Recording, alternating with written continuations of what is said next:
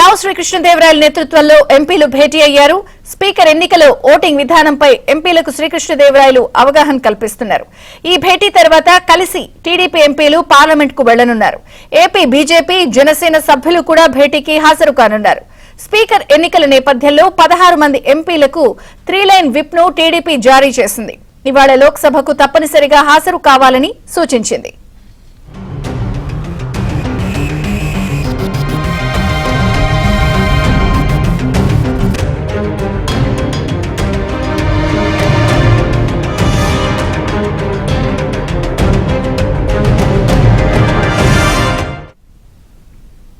ఈ రోజు స్పీకర్ ఎంపిక నేపథ్యంలో ఎంపీ శ్రీకృష్ణదేవరాయల నేతృత్వంలో మొత్తం ఎంపీలందరూ కూడా భేటీ అయ్యారు. టీడీపీ జనసేన ఎంపీలు ఓటింగ్ లో ఎలా పాల్గొనాలి వీటన్నిటికీ సంబంధించి ఎంపీ శ్రీకృష్ణదేవరాయలు వీళ్ళందరినీ కూడా సూచనలు చేసే అవకాశం ఉంది.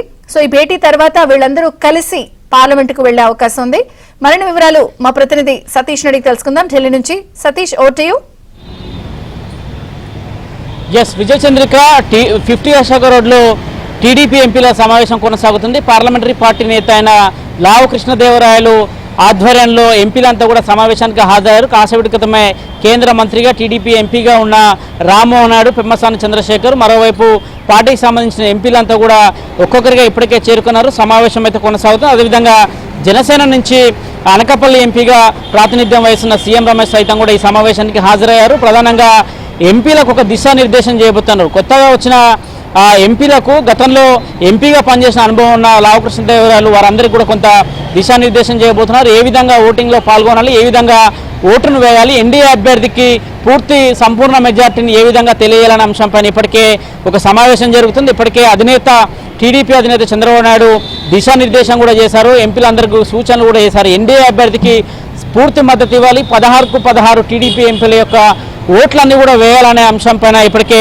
చర్చ ముగిసింది. ఎన్డీఏలో వన్ ఆఫ్ ద పార్టీగా ఉన్న తెలుగుదేశం పార్టీ ముఖ్యంగా వారికి సంబంధించిన 16 ఎంపీలతోని ఒకే తాటిపైన వారంతా కూడా పార్లమెంట్కి వెళ్ళబోతున్నారు. ప్రస్తుతం అయితే అశోక రోడ్ల నివాసంలో సమావేశం కొనసాగుతుంది. సమావేశం అనంతరం నేరుగా పార్లమెంట్కి వెళ్ళబోతున్నారు. 11 గంటలకు స్పీకర్ ఎన్నిక జరగబోతుంది. ప్రధానంగా ఎన్డీఏకి సంబంధించి ఇక ఓం బిర్లాను స్పీకర్గా ఎంపిక చేశారు. ఇప్పటికే ఆయనకు సంబంధించి ఆయనకు ఆపోనెంట్గా ఇండియా కూటమి నుంచి కె సురేష్ని ఇప్పటికే కాంగ్రెస్ పై అదేవిధంగా ఇండియా కూటమి బరిలోకి దింపిన నేపథ్యం. తాజాగా దాదాపు 50 ఏళ్ల తర్వాతకి మొదటిసారిగా స్పీకర్ ఎన్నిక జరగబోతుంది. కొంత అత్యంత ప్రతిష్టాత్మకంగా అటు భారతీయ జనతా పార్టీ కావచ్చు, ఇటు ఇండియా కూటమి నేతలు కావచ్చు, మెజార్టీ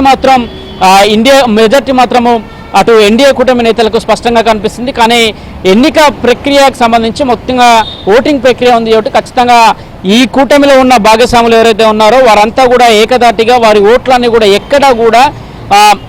ఎక్కడ కూడా ఒక్కటి కూడా ఓటు మిస్ కాకుండా ఉండేందుకు ఇప్పటికే వారి యొక్క ఎంపీలకు వారి యొక్క ఫ్లో లీడర్లకు ఇప్పటికే అన్ని అంశాలకు సంబంధించిన అంశాలపైన స్పష్టమైన అవగాహన చేస్తున్నారు. అందులో భాగంగానే తెలుగుదేశం పార్టీలు కూడా ఒక సమావేశం నిర్వహించుకున్నారు. ఎంపీలంతా కూడా ఆ సమావేశంలో ఏ విధంగా స్పీకర్ ఎన్నికలో పాల్గొనాలి, ఏ విధంగా ఉండాలి, ఓటింగ్ ప్రక్రియ జరిగితే ఎలా వ్యవహరించాలనే కోణంలో వారందరికీ కూడా కొంత దిశానిర్దేశం చేస్తున్నారు. సీనియర్ ఎంపీలుగా ఉన్న రామ్మోహన్ నాయుడు కావచ్చు, అదేవిధంగా లావు కృష్ణదేవరాయలు కావచ్చు, మాగుంట శ్రీనివాసరెడ్డి కావచ్చు, అదేవిధంగా పెమ్మసాని చంద్రశేఖర్, మరికొంతమంది ఎంపీలు, మరోవైపు ఇప్పటి వరకు ఉన్న అందరు ఎంపీలు కూడా ప్రస్తుతానికైతే నివాసానికి చేరుకున్నారు.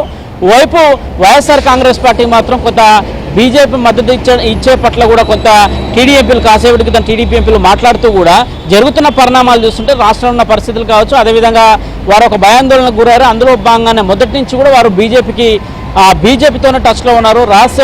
బీజేపీతోని రహస్యంగా ఉంటూనే బీజేపీతోనే కావాలని వాళ్ళు అండగా అవుతున్నారు. లేదంటే కేసుల విషయంలో వైసీపీ ఇబ్బందులు ఎదుర్కొంటుంది కాబట్టి అందులో భాగంగానే వారు తమను తాము కాపాడుకునేందుకు బీజేపీ అడిగిన వెంటనే బీజేపీకి మద్దతు ఇస్తామని కూడా చెప్పడంతో కొంత రాజకీయంగా కూడా ఒక రకమైన చర్చ జరుగుతుంది. మరోవైపు పార్టీకి సంబంధించిన ఎంపీలు మాత్రం 16కు 16 సంబంధించిన ఓట్లు పూర్తిగా కూడా ఎన్డీఏ కూటమి అభ్యర్థి ఓం బిర్లాకే వెళ్లేటట్టుగా ఇప్పటికే ఒక ప్రణాళికను రచించారు. అందులో భాగంగానైతే సమావేశం అయితే కొనసాగుతుంది. Vijayachandrika. Right, thank you Satish.